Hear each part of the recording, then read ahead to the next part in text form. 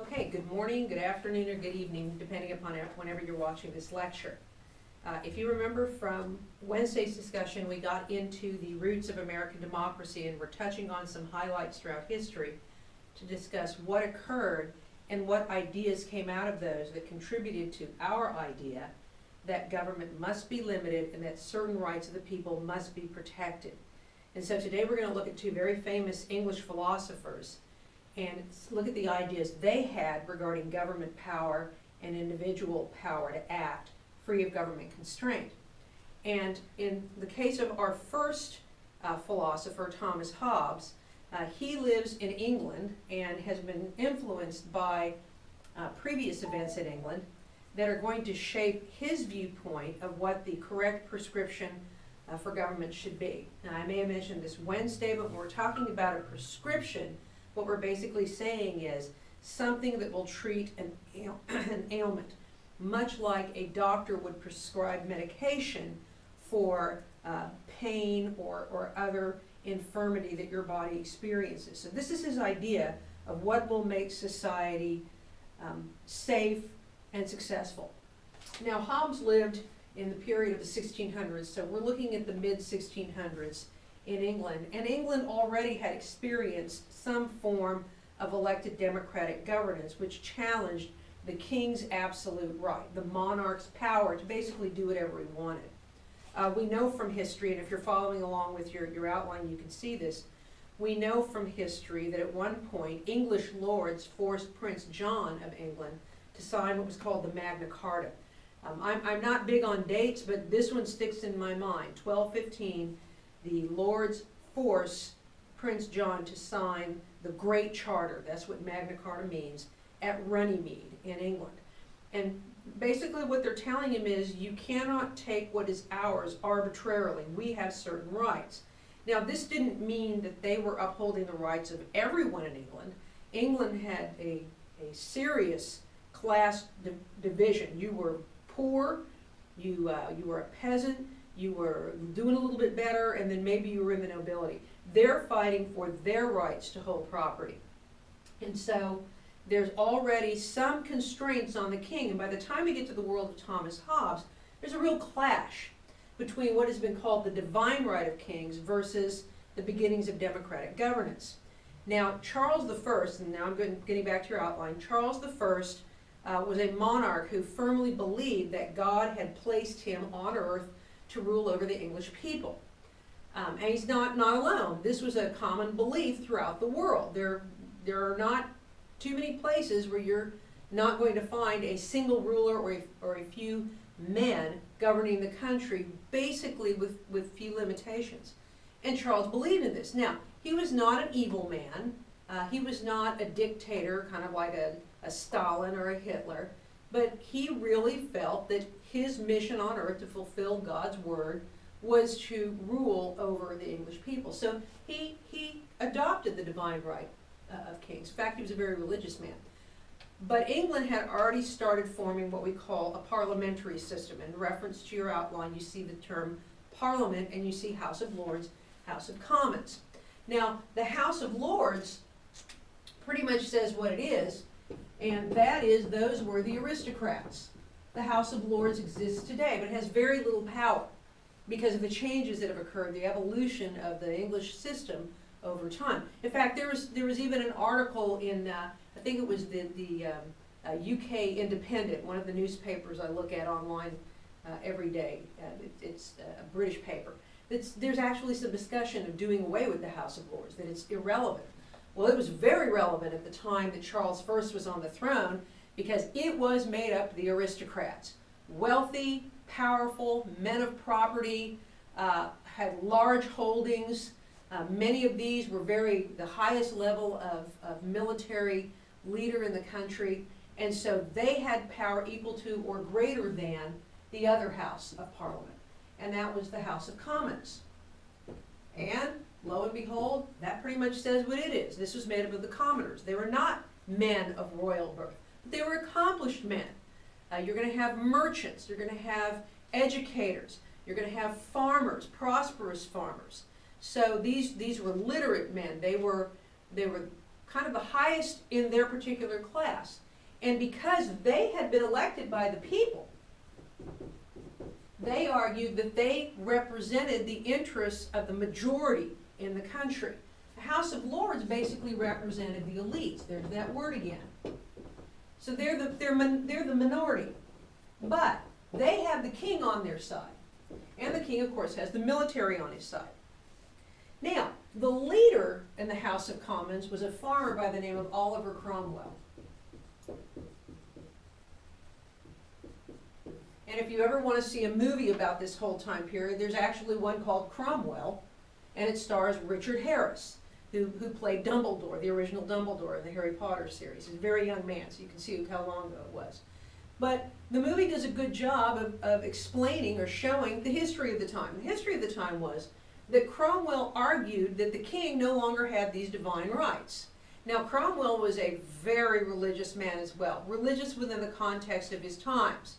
And he firmly believed that men had rights that God gave them, and that the king didn't have the right to trample on those. So you began to see a clash between Charles I and Parliament, really between these two men. And at a certain point, when Parliament began to flex more muscle in trying to make decisions having to do with foreign trade, foreign entanglements, domestic matters at home, Charles let them know he wasn't happy with that and took the dramatic step of actually dissolving Parliament. And what that means is he gave the order to tell the elected representatives in the House, go home, you have no authority here. And the way he did that was to send in an armed group of troops. Captain of the guard came in, armor, weapons, marched in and basically said, by the order of the king, this group is disbanded. Now, you Americans may not be really happy with the United States Congress right now. We may have complaints about the Senate and the House. But if President Obama or President Bush or whoever the president is sent 20 or 30 Marines with automatic weapons into Congress and said, go home, I don't like what you're doing, and you have no power here, I hope the American people would say, whoa, wait a minute, we're not crazy about Congress.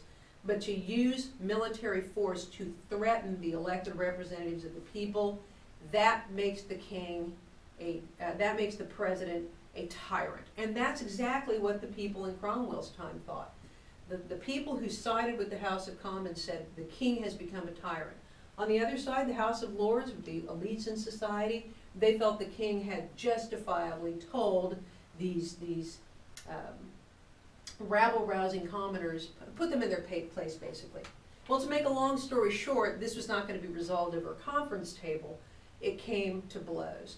The king had his army, the royalists, and over on the other side, the commoners, the House of Commons, had their parliamentary army. And initially, Charles's army did very well. Why not? Well-equipped, well-trained, well-armed, had the best military commanders, but Cromwell had a couple of things they didn't have. Number one, he had numbers. Remember, there are a lot more among the masses than there are among the elites. Secondly, he turned out to be a pretty darn good military leader, and he knew how to lead men. And he also had a way of inspiring the people under his authority to continue with the fight, even when times looked bleak. Made some very unpopular decisions. Had to hang several men under his command because they were challenging his authority and challenging his decisions. And he said, I am either in charge of this military or I'm not. And eventually, the parliamentary forces won, and they captured Charles. Now, they went to him and said, Your Majesty, things have to change. We do need a king. We do want you to stay in your position, but the power has to come from Parliament. And Charles said, okay, I'm willing to do that. But behind the scenes, he was preparing to send his emissaries to other countries to say, help me fight back this rabble, because if they overthrow me, people in your countries will get the same idea, and your time as monarch may be limited. The other thing he did was to send emissaries over to Ireland, to hire them, to hire poor Irish peasants, basically, to fight for him.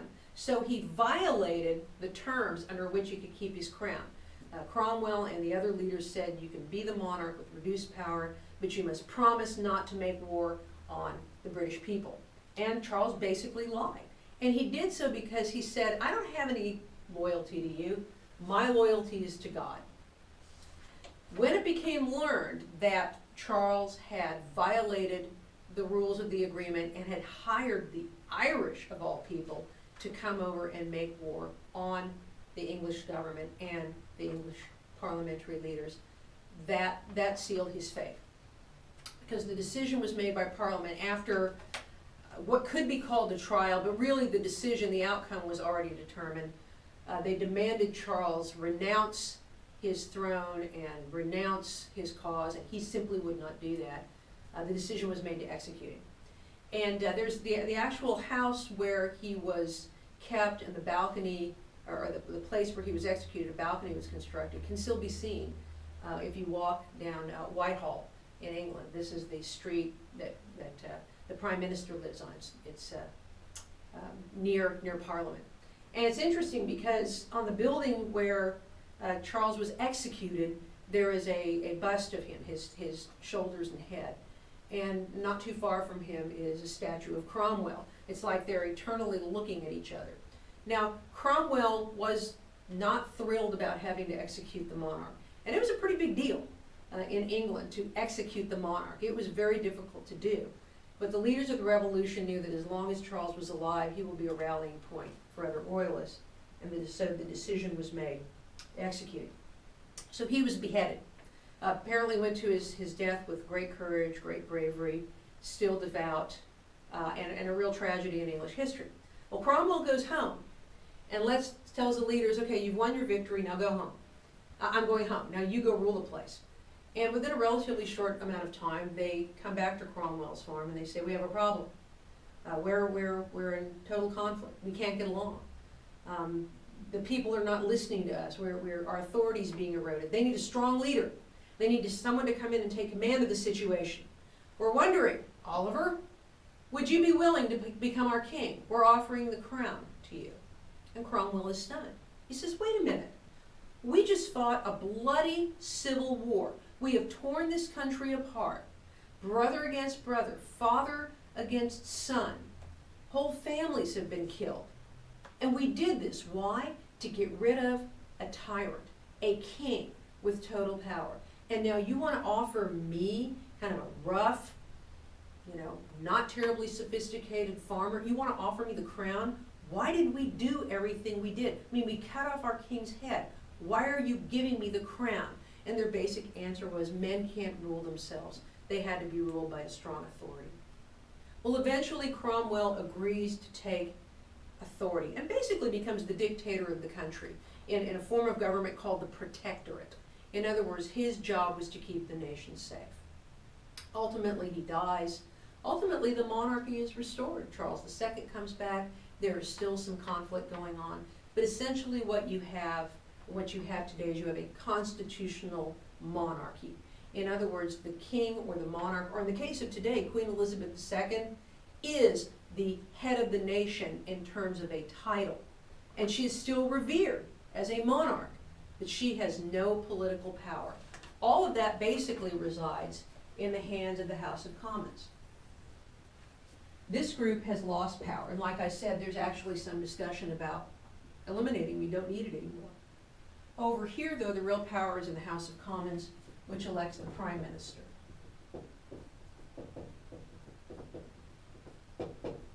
And the Prime Minister really holds the political power in the nation. But he has to share it, obviously. He's not a monarch either. England uses political parties, and right now the Conservative Party is in power, but you've got a Labour Party, and then you've got a Liberal Democratic Party, and they have much more frequent elections than we do. But the bottom line is it's a constitutional monarchy. The Queen or the King really has no power. Now this gets us to the issue of Thomas Hobbes and why he plays a role in all of this.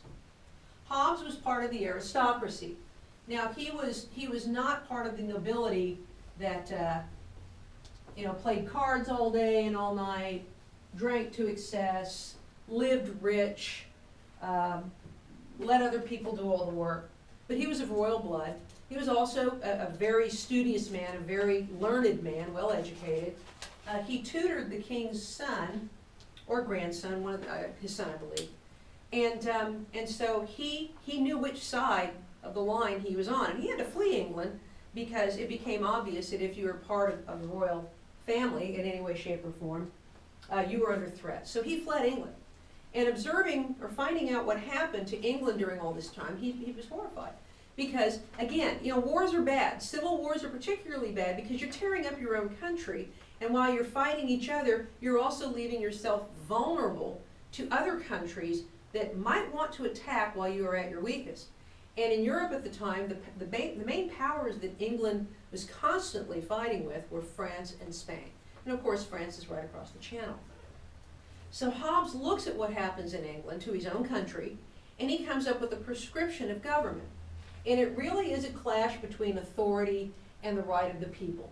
A challenge of what do we do in terms of security of the nation versus liberty of the individual.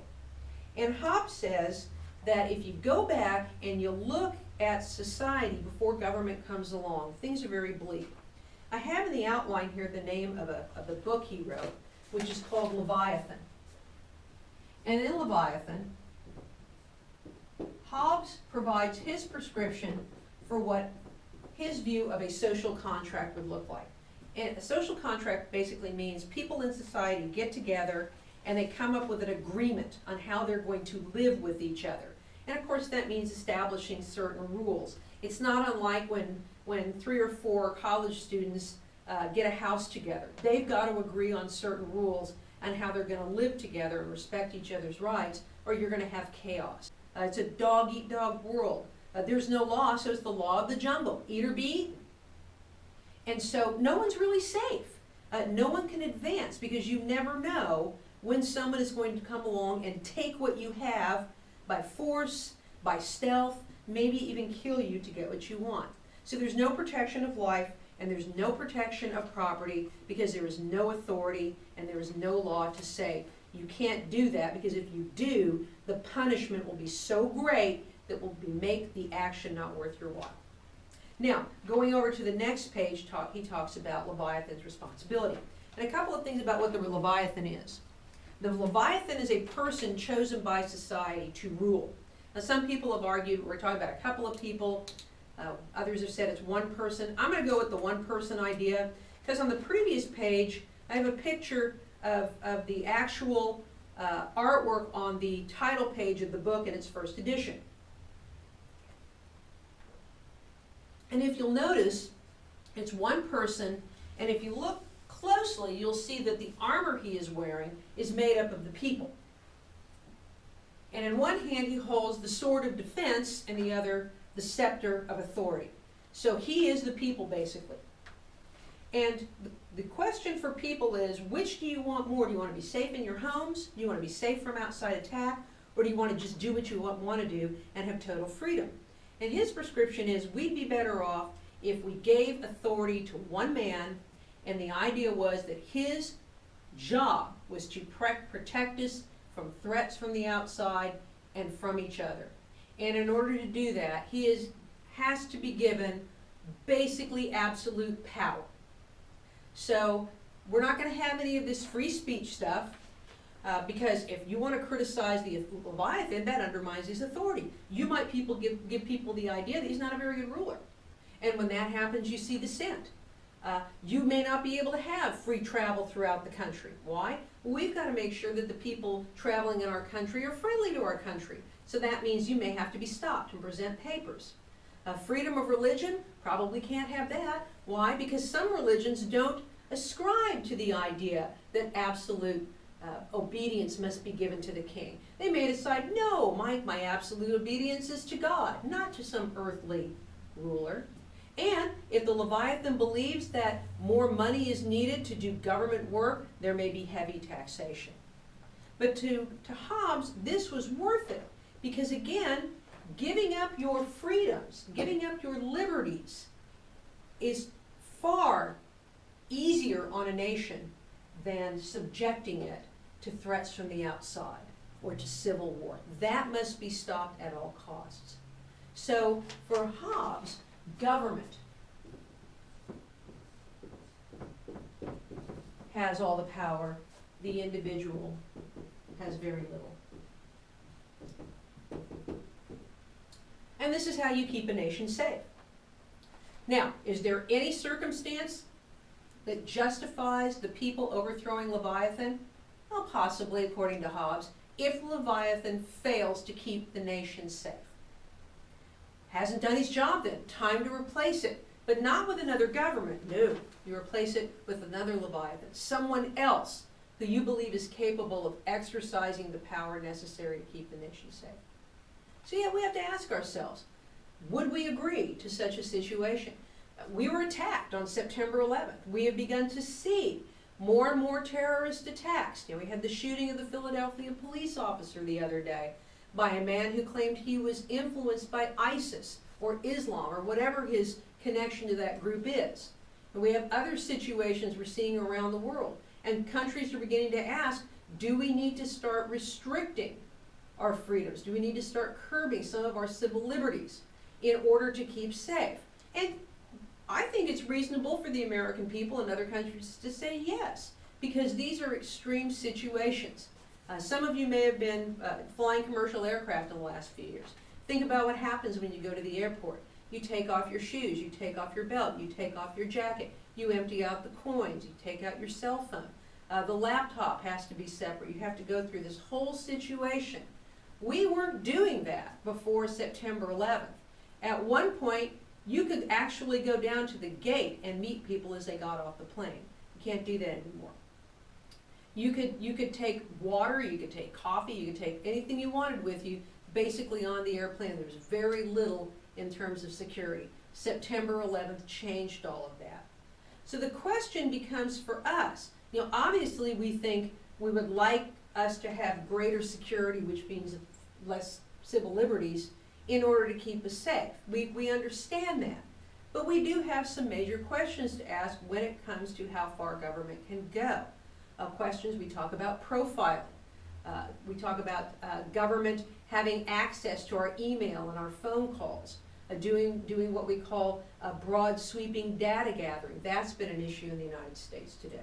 So while we're relatively comfortable with Hobbes' idea that sometimes individual freedom has to be given up for security purposes, we're very uncomfortable about easily crossing that line. And we do have the right to ask certain questions and hold government accountable. There have even been lawsuits before the Supreme Court and lower federal courts that ask these questions. Has government gone too far? But that doesn't exist in the world of Thomas Hobbes, and we certainly wouldn't accept those situations in peacetime without any kind of real threat that we can perceive. So we do at times limit individual freedom for security and safety purposes, but we didn't give in totally to what Hobbes said. And neither did everybody else at his time. Because then we look at the next English philosopher who had the greatest influence on the American founding, on the Revolution, and on the Founding Fathers and the Founding Mothers. And that would be John Locke. And his picture is here for you to see. Serious-looking man. My mother-in-law insists that they are related, distant relatives of John Locke, and I thought that's really cool. What does that mean in terms of today? And she goes, not much, because we don't have access to any of his wealth if it exists. So it's kind of a neat piece of trivia, but there's no palatial mansion waiting in England for us to retire to. So let's take a look at John Locke and the Enlightenment. And we're looking at really the late 1600s and early 1700s, just to give you an idea. Okay, Locke had a different view than Hobbes about man's nature. And Locke is what is another nickname for Locke, or a nickname for him, is the father of the Enlightenment. And to enlighten means to bring something out of darkness. So the Enlightenment was a period in European history where you began to see philosophies develop and ideas to develop that kind of challenged the view of the world at the time. So a lot more scientific discovery that challenged the beliefs of the day. And many of those beliefs were based upon religion. So you can see the clash that exists there. There were greater calls for religious tolerance. The Enlightenment suggested that man had the capability to reason, to think about things and come up with good answers. The Enlightenment was also a time when you saw greater actions towards the growth of a middle class. You know, we're not just going to have the very wealthy and the very poor through trade, through opening up new markets. We're going to have people begin to elevate themselves economically. You know, we call it the middle class. And so this is the world of the Enlightenment. Now, they all didn't agree with each other. John Locke was in conflict with a Frenchman named Jean-Jacques Rousseau. I think I'm spelling that right. It's been a while. And Rousseau believed that the way we make decisions is to take a vote of the people and find out what the will of the people is. Now, that sounds great if you're part of the majority. It's not so great if you're part of the minority. And Locke believed that a majority of people could be just as tyrannical as one person. What's to stop a majority from people from telling the smaller group, you have no more rights to free speech? See how that works? So not all of the Enlightenment philosophers agreed with each other. Locke's idea, in contrast to Hobbes, was that man, born into a state of nature, may be pretty rough, but he's not necessarily a savage beast who can only be tamed by a dictator, someone with all the authority and all the military might. Instead, he said, human beings have a capacity to use reason in a way that they can live together and respect each other's rights. Because once they understand where these rights come from, and once they understand why respecting them is important, we will all get along much better. And so his philosophy argued that there was a law in nature that told us how we ought to act in order to protect each other's rights, our rights to what we call life, liberty, and the pursuit of happiness, but Locke said no, life, liberty, property, and justice. And back to those in a minute. Because you can divine it through reason. You know, why can't we learn to live in a society where rights are respected? Why can't we establish a social contract where there's a government to protect us from ourselves and from other nations, but at the same time agrees not to take on too much power? Why can't we do that? And he says, in order to make that happen, we've got to understand that there are natural rights. Now again, typically when you start writing them down, life, liberty, Americans will automatically go pursuit of happiness because it's in the Declaration of Independence. Well, that's not what Locke proposed. Pursuit of happiness was kind of a catch-all phrase, and I'll tell you why that was selected after we start talking about the Revolution and the Declaration itself next week. But for Locke, the purpose of government was to protect life, liberty, property, and ensure justice. Fleshed it out a little bit more than Thomas Jefferson did. And according to Locke, every person, from the lowest peasant to the most powerful king, has these rights. And they don't come from government. And that is key. Because if these rights are granted to you by government, then there's no constraint on government when it comes to taking them away. That is a key point. Instead, Locke said these rights come from nature. They just exist. Now, a lot of controversy over this because in the Declaration of Independence it says our rights come from a divine creator. And that suggests they come from God. Now, Locke was not, he was a religious man, believed in God, but he also challenged some of the beliefs of established religion at that time that the monarch had divine power or was divinely ordained, or that there was only one religion, things of that nature. So he was implying, however, that these come from something greater than we are. And we adopt that as coming from a creator. But the bottom line is we're all born with them. And before government takes them, government has to prove why it is necessary to do so to protect the life, the liberty, property, and the justice of other people. So let's look at these a little bit. Think about it. before government executes somebody, whether that's being executed by the state of Oklahoma or the federal government, the government of the United States, what does government have to do?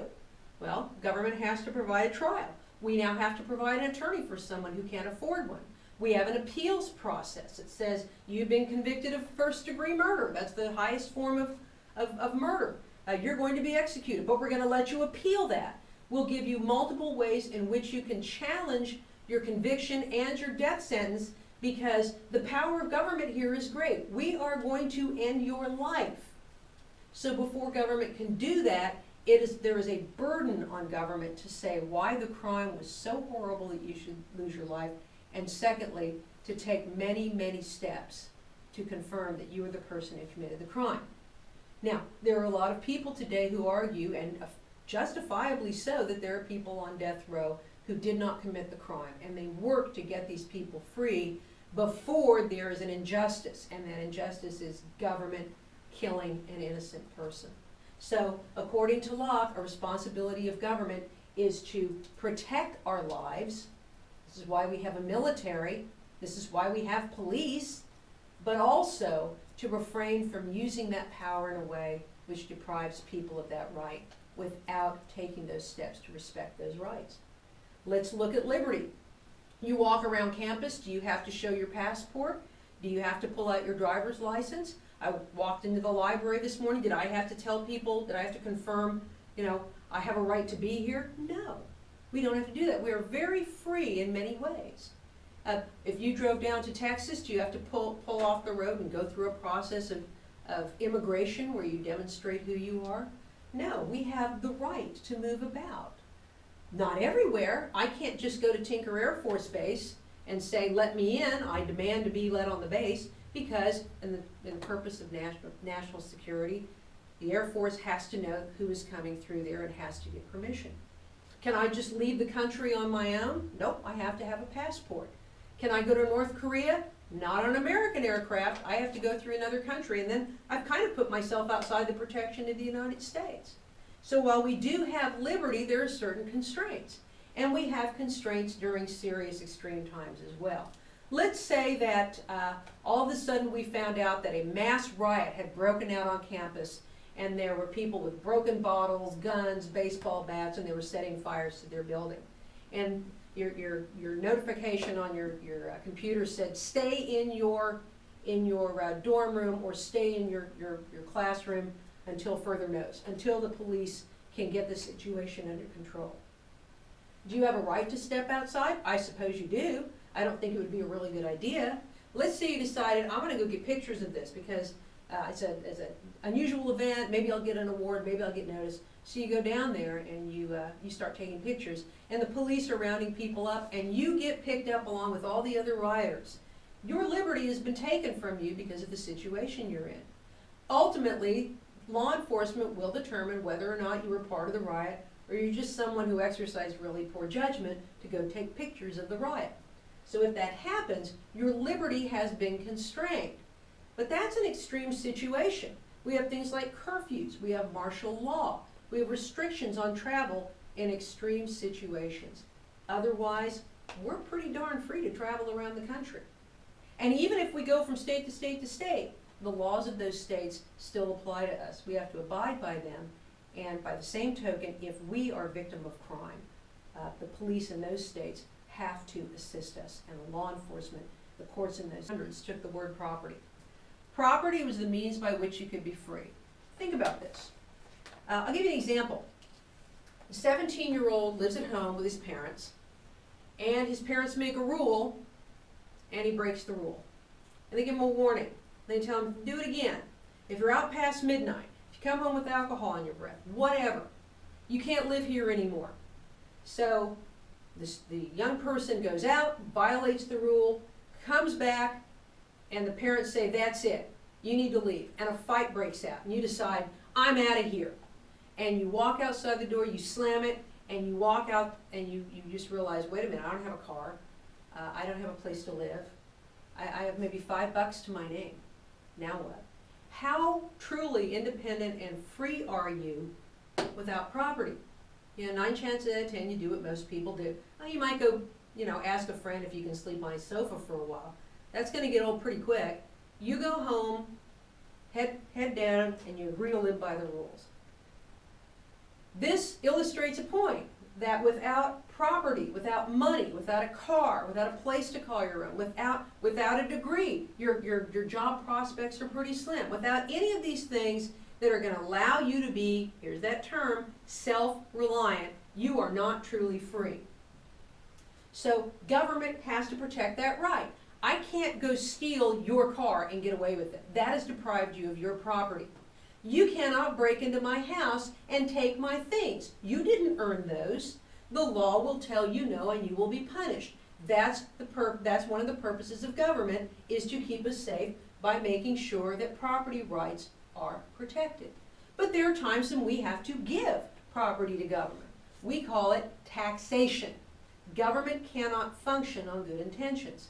So every time you go buy something, let's say you pull into a Circle K, and you go in and buy a coffee and some corn nuts, and you throw the money down. Some of that tax money goes to the city of Edmond to pay for police, fire, water, streets, traffic signals. That's what it's for.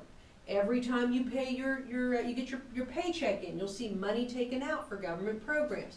Some of these are very controversial, but we also pay into the national security of our country. The military, the FBI, the CIA. So government has to have some ability to take property as well as protect it, but it's not unlimited. Government, this is a big issue today. It's been an issue in the past. It was a big issue in 1774, but what do we do when it seems that government has more power than it should have to tax us? Because once again, if you don't have the means to take care of yourself and your family, if you have one, you are dependent on other people, or you are dependent on the government. I guarantee you, when most of you graduate, you're going to want to get jobs that pay you more than you have today. Maybe you pay off student debts, maybe they're small, you'll want to get a nicer place to live, you'll want to get a nicer car, and there will be incentive. The whole idea behind coming to college was to open your minds, I hope, become better educated, and to go into a career you want and to be paid more money, so you don't have to live on ramen noodle the rest of your life, or whatever it is students eat these days. If you can't keep more of what you earn, and government takes it, then you will not move past where you are today. So keeping government under constraint is important. A little side commentary here.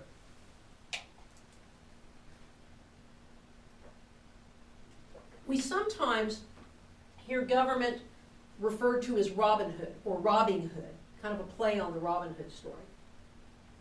And that's not entirely true. There's a lot of debate over, was Robin Hood a nobleman, was he not, so forth and so on.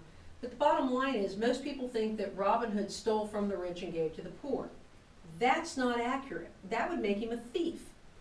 The reality of it is, Prince John, there's that name again, abused his authority and began to take property from peasant and nobleman alike to pursue his own goals, to enrich himself, to make himself more powerful. And he used force to do so.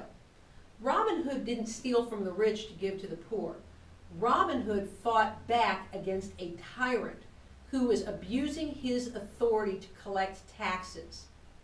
There was no court system, there was no free press, there was no taxpayers' rights interest group, there were no political parties, there were no elections to try and elect, hey, we gotta get rid of Prince John, elect a Prince Robert or something like that. No, there was only one way to challenge the tyranny that existed, and that was through armed force. If you told Locke Robin Hood stole from the rich to give to the poor, he'd say he's nothing but a common thief. So I'm kind of making it my goal to dispel that myth, and every semester my students are going to hear this. But in the case of Prince John taking from the people, both nobility and peasant and everyone in between, Locke would have said he is abusing his authority and he should be resisted. Justice. If you don't have justice for the lowest member of your society to the highest member of society, you don't have justice. No one should be punished because they're poor.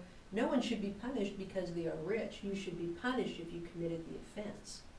And so you cannot have courts that use their power to punish people based upon their income level, their education, their political beliefs. Keep that one in mind when we talk about the revolution. You shouldn't be persecuted because you're male, female, black, Asian, Latino, whatever. If you cannot have justice for everyone, then justice doesn't exist. Now, I mentioned a minute ago there are people on death row that didn't commit the crime. It would be unjust to execute them. Why does that happen, though? Why does someone get convicted of the death penalty? Why does someone who committed a crime get away with it? Why does someone who didn't get the crime get a hefty fine? Why? Because human beings are administering the justice, and we're flawed. We make mistakes. We let our emotions get in the way sometimes. Sometimes you have police who overstep their bounds in order to get someone to be sentenced. You get prosecutors who want the people to see how tough they are on crime. You have lousy judges. You have judges that are biased as well. There's no perfect way to have perfect justice. But it is a goal worth pursuing because the power of the government is tremendous here.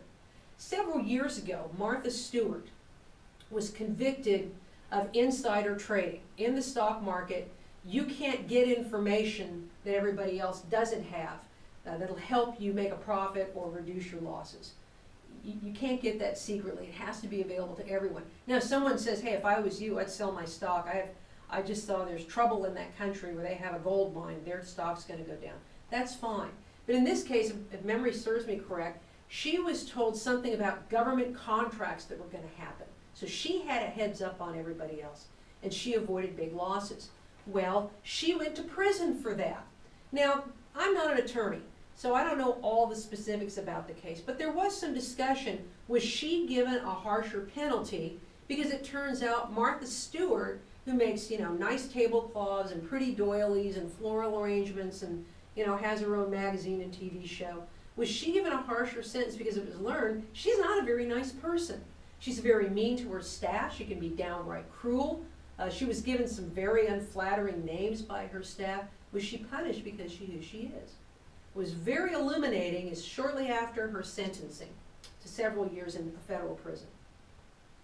A news station did one of these man of the street interviews where they walk around and ask men and women just out on the street, what do you think of something? And it stunned me and saddened me that one person they asked said, I'm glad she got convicted. It's about time rich people got what they deserved. Locke would say, how can you do that? Why are you so bitter towards wealthy people? This is about Martha Stewart and whenever, if she committed a crime or not. This is not about a whole group of people. Because if that's okay for you to say that about the wealthy, maybe somebody else will say something about the group that you're in, a 40-something white male. So justice has to be a goal that we all pursue. Okay, so Locke's social contract, kind of wrap things up a little bit. Locke's social contract, and this is on the last page of your outline. He says, under our social contract, we have the ability to gather together and say, how are we going to keep ourselves safe? How are we going to keep these protected? Our social contract is that we are going to establish a government that gets its power from the people. So the legal authority to act by government is because we give it that power, what we call popular sovereignty.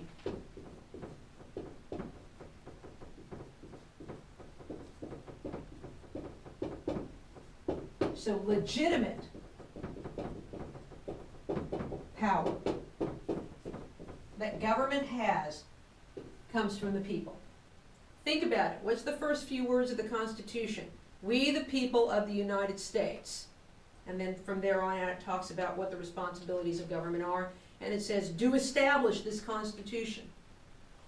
The social contract says also that government has certain powers, but understands there are limits. You're not Leviathan. You're a government that has constraints, and you have to accept those constraints. We agree to follow the laws if they protect life, liberty, property, and justice. We don't we don't have to, or let's put it this way, we don't have to just accept a law and say it's the law. We can always challenge the law. It's obvious there's going to be a debate about, can you challenge it through violence, can you challenge it through civil disobedience, just refusing to obey the law. And there are people who've done that, and they've made a case and laws have been changed. It's a tough call.